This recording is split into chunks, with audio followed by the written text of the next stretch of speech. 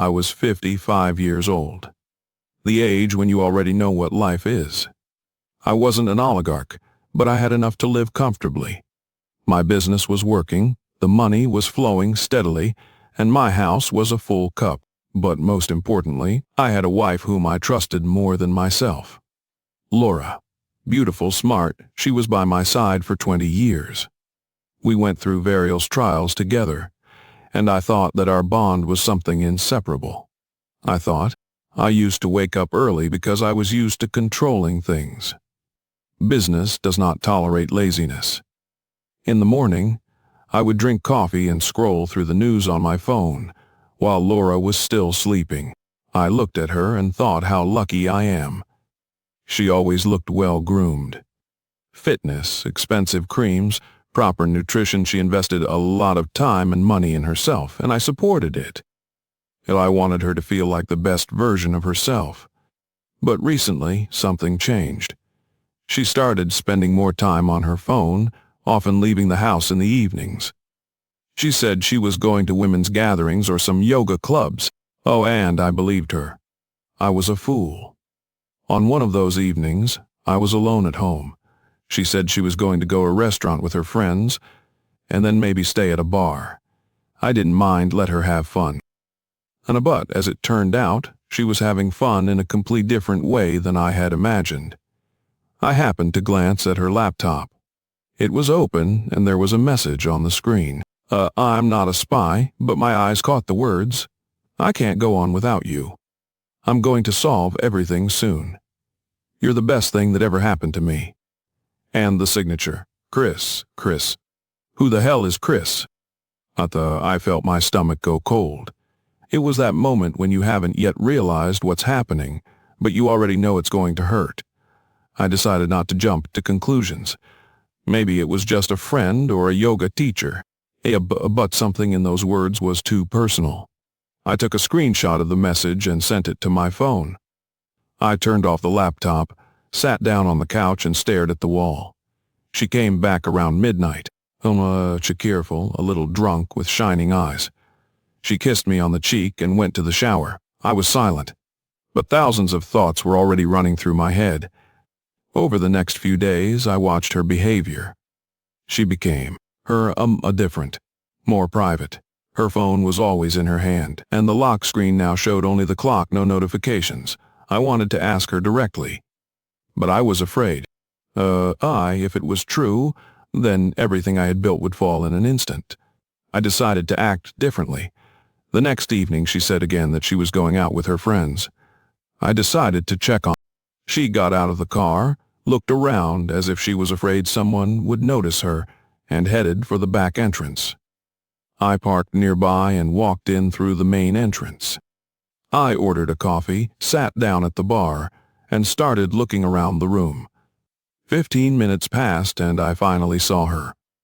She was sitting in a remote corner of the restaurant, and a man was sitting across from her. And he was younger than me, tall, with a white smile and an expensive watch on his wrist. They leaned toward each other, her hand on his shoulder. They were laughing, talking, drinking wine, and I couldn't hear what they were saying, but I didn't need to. Everything was obvious. I grabbed my phone, opened the camera, and took a few pictures. Let him not lie later that I made it all up. But the question was different: what to do now. I left the restaurant and got into my car. I was shaking. I wanted to fly in there, smear this Chris's smile on the table, make a scene. But I knew it would do nothing. I decided to act more cunningly. I waited for them to leave. Laura got into his car, not his car, and they drove off. Where did they go? I stepped on the gas and followed. They didn't go to a hotel as I expected. They went to a private house. A nice big one with a pool and expensive gate. I stopped at a distance, turned off my headlights. Laura got out of the car. Chris took her hand and pulled her to him. They kissed. For a long time. Without shame. And then I realized that this was not just a fling. This was not a casual flirtation. She loved him. Or at least, she wanted to believe it. I sat in the car for about 10 minutes, just looking at the dark windows of the house. My head was pounding. I wanted to howl in pain, break something, scream. But I just sat there. I was 55 years old. I had everything. And in one night, everything went down the drain. OpenAI took a few more photos, opened her contact in my phone, and dialed the number. Her phone rang. I saw a light come on in the window. She answered, her voice a little out of breathing. "Hello, darling." No, I'm with my friends. I can't talk now." I almost laughed. With friends?"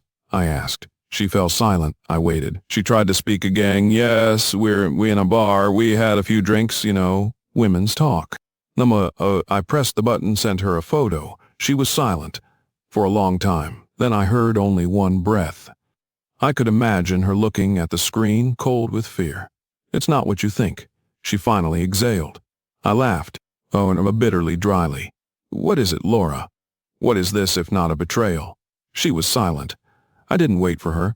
I just turned off the phone, started the car, and drove home. She didn't call. She didn't write. I sat in the empty house, looking at the family photos on the walls and thinking I didn't sleep all night. I just sat there in the dark, holding the phone. She never called. She didn't try to make excuses, didn't come home. And when the sun was starting to rise, and I still hadn't closed my eyes, this thought flashed through my mind for the first time. I went to the kitchen and made myself a strong cup of coffee. I drank it, and I realized that I felt nothing. The house seemed empty. It used to be ours. It had her smell, her things, her voice. And now it seemed cold and alien. I went upstairs and opened the closet. Her clothes were still there. This calmed me down a bit. But then why was she silent? At 11, I dialed her number again. Rings. Then voicemail. I tried again. The same thing. I feel like I'm falling into a void. I threw the phone on the couch and closed my eyes. I didn't know how much time had passed, but suddenly I heard the sound of a car near the house. I jumped to the window. It was Laura. She got out of the car, fixed her hair, and walked to the door as if nothing had happened. I opened the door before she even reached the porch. "Where were you?" My heart was pounding. She stopped, looked at me with such calmness that my jaw went numb. "Chris," she said softly. "We need to talk." We sat down in the living room. She looked. Not guilty, not even worried. More like confident. "Chris," she began. "I think we should break up." I stared at her, dumbfounded. What?" "I don't want this marriage anymore." It hit me like a bolt from the blue. I leaned back in my chair, staring at her. "That's it." Just like that. She sighed and crossed her arms. "Nothing is simple. I thought about it for a long time." "Oh, you thought about it a long time." I wanted to laugh. She grimaced. Let's not do that, Chris." "What about the vows? What about 20 years of marriage?" "I don't love you anymore." I felt the ground slipping from under my feet. "And now what? And are you going to go to him?" She didn't answer. I took a deep breath. "How long has this been going on?" "A year." "Why now? Why didn't you tell me before?" She lowered her eyes. Because now I know for sure. You know for sure you want to leave me." She nodded. I clenched my fists. So what now? Will you at least leave me the house?" She suddenly tensed. Chris," I felt a chill run down my spine. "Laura, tell me straight." She sighed. The house belongs to me." "What do you mean, you?" You signed it over to me, remember? You said it would be safer." I suddenly remembered. Yes, I did. And I wanted to hit myself. "So you're kicking me out?" "No," she looked at me almost pitifully. "I'll give you time to find a new place."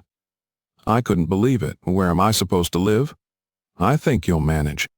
I was sitting in my own house, listening to my wife who decided to get rid of me, and I couldn't believe that this was real. Laura stood up. "And I'm going to leave for a few days. When I come back, I want you to be gone." No, she moved toward the door, leaving me alone in the house where we had once been happy. I heard the door close behind her. And then there was silence. I went to the door and opened it. He was standing on the porch, holding 2 hot coffee lattes. What a terrible picture you look like, brother." He measured me with his eyes. "Let me guess. You fell asleep drunk last night and planned to do the same today." I silently stepped aside, letting him in. We sat down at the table. Dave put coffee in front of me. Laura told me everything. I clenched my fists. What did she say? He took a sip and sighed. That she had found her happiness. That you are strong and can handle it. I almost laughed. Are you serious? Oh yeah. She also said she'd already found a lawyer. Dave, I've lost everything. My job. My money. My house? You have me. I shook my head. That wouldn't help me rent a house or start over. He leaned forward. And if it does, I looked up at him. I have a suggestion. Oh, my brother owns a repair shop, Dave said, and he's looking for someone who knows how to fix cars. I frowned. Dave, I've never. Nonsense. He waved it off. You've always been around cars. But it's not an office, it's not ties, it's not a corporate meeting, but it's work. I took a sip of coffee. And, he added, you can stay at my place for a while. I stared at him. For free. No, you'll be doing the dishes for me, and I snorted. I called Dave's brother the same day. The conversation was short. He invited me for an interview. If your hands aren't out of your ass, the job is yours. Well, then, I packed up the things that were still left at Laura's house and moved in with Dave. The workshop was small but lively. Car mechanics in greasy overalls, the smell of oil, the sound of tools. Dave's brother, Joe, gave me an appraising look. Dave says you're good with your hands. Well, I told come here then. He led me into the garage and showed me an engine lying on the table. Take this. Mkawai, if it starts, the job is yours. 2 hours passed. I worked focused, as if my life depended on it. Finally, I pressed the start button. The engine revved up. Joe smiled. Congratulations, rookie. You're a mechanic from now on. When I left the workshop, wiping my hands. For the first time in days, I felt something like hope. I was still alive, and if I've already started falling, now it's time to rise. Months passed. I merged into the work. And I got used to the oil stains on my hands, the smell of grease, and dirty overalls. And you know what? Joe turned out to be a good boss, tough but fair. Dave was there for me, as always. Life was getting better. On one evening, Dave and I were sitting on the veranda of his house, drinking beer. You look better than when I found you, he said, smiling. Yeah, I guess I am. I could feel it myself. The workshop brought a steady income. And I had saved some money and was even considering options for my own home. Life was returning to normal. One day a familiar car drove into the workshop. It was a black Lexus. At first I didn't understand why it looked so familiar. And then, she got out of the car. Laura, in an expensive suit and high heels. I froze. She looked around, her eyes found me. And do you know what? She smiled. I stood there, unable to move. Laura came closer. Hello, Chris. I could barely restrain myself from breaking that perfect smile. What do you want? I just wanted to see how you were doing. I almost laughed. Don't you care? She sighed. Chris. She was talking, but I could barely hear her. Something about being sorry. That Jason wasn't what he seemed. That she wasn't happy. That she was. I thought maybe we could try again. I stared at her. I laughed. Loudly, with all my might. Laura looked confused. I'm serious, Chris. I wiped away my tears. Oh, me too, I mean it. I took a step closer. You trampled on me. You betrayed me. You threw me in the trash like trash. I could feel the blood rushing to my head. The man, now you're back, because that rich bastard turned out to be even worse than you. She was silent. Good, I nodded. Now get the fuck out of here. Laura left. And I stood in the middle of the studio for a long time, trying to understand what had just happened, and why I had such a strange feeling in my soul. Relief. Or that night I couldn't sleep for a long time. I thought about Laura. What she'd said. Could she really be sorry? Maybe I was the best thing for her. But then why didn't she stop when I begged her not to go? Why did she come back now that I was finally feeling better? The next day I saw her again. She was waiting outside the workshop. Chris. She looked confused. I didn't mean for it to turn out this way.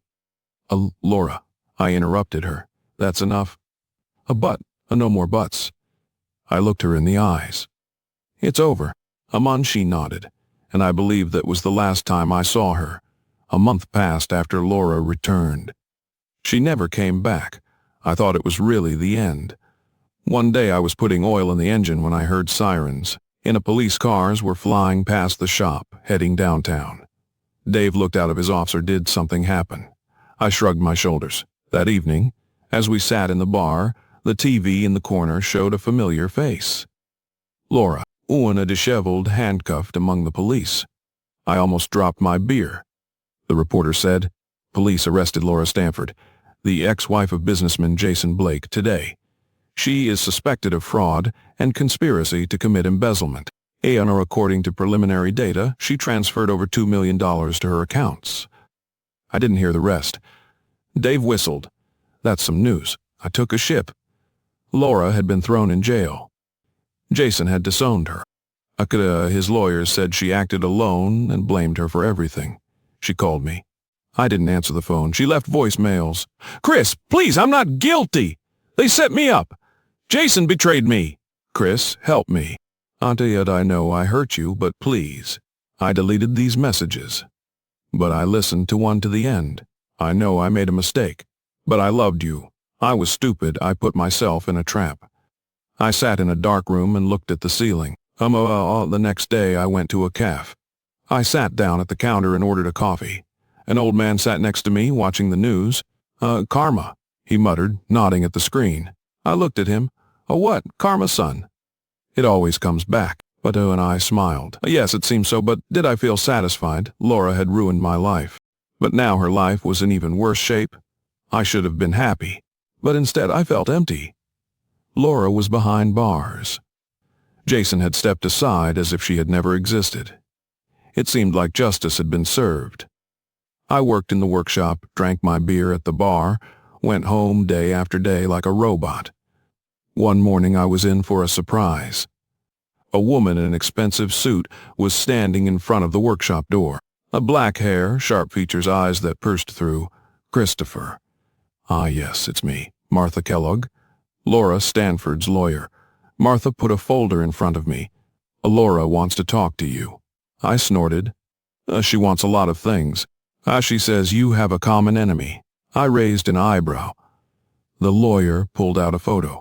Jason, smiling, wearing an expensive suit, surrounded by lawyers. He used Laura and now he's just written her off. I didn't say anything. He destroyed you, Mr. Blake. He destroyed her too." So, Martha leaned closer. "What if we could change that?" I went to the prison. Laura was sitting behind glass, thin, with eyes like a cornered animal. "Ooh, Chris." I didn't say anything. She took a breath. "I know that I am guilty before you." "Oh, you do. But Jason, he made me. I smiled. "I'm sorry, Laura. But no one believes you anymore." She told me how Jason had put everything on her, how he bought judges, lawyers, how he left her with no chance, how she thought she was in control, but she was really just his puppet. Chris, help me." I leaned closer. "Why do I have to do this?" She looked into my eyes. Because we both want him to get what's coming to him." I didn't sleep that night. Jason had truly destroyed me, and now he was doing the same to Laura. The lawyer left me the documents. I read them. Corruption, fraud, bribery, offshore. I called Marty. "I'm in." She smiled. "Great." The courtroom was packed.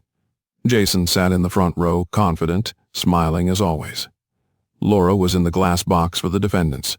I was on the sidelines like an outside spectator. The prosecutor lays out the documents. Evidence of corruption, bribery, financial fraud. Jason straightened his tie. It was just a coincidence. But when the prosecutor started reading out the offshore account statements, his smile disappeared. I could see him looking at me out of the corner of his eye. He was scared. For the first time. I was enjoying every second of it. The judge reviewed the documents. The court took a break. I went out into the corridor. Martha was waiting there. "You did well, Chris." I hummed. "It's not over yet." She nodded. Laura was in her cell. She looked at me through the bars. Thank you, Chris. I didn't say anything. I'm really sorry." I took a breath. So did I. A week later, Jason was arrested. The news was screaming about it on every channel. Ella and I sat in a bar, drinking whiskey and watching the anchor recount his crimes. I had won. But why was it so empty inside? I returned home. To the small workshop, to lonely evenings, to the memories that hadn't disappeared. I opened the bottle, poured myself another glass, and I realized this story had taken everything from me. I received a message on my phone. It was from Marta. I have an interesting case. Do you want to start over? I looked at the screen, and then raised my glass. All to a new beginning. I hope you find this story interesting. Your feedback and suggestions, as well as subscriptions, are always welcome.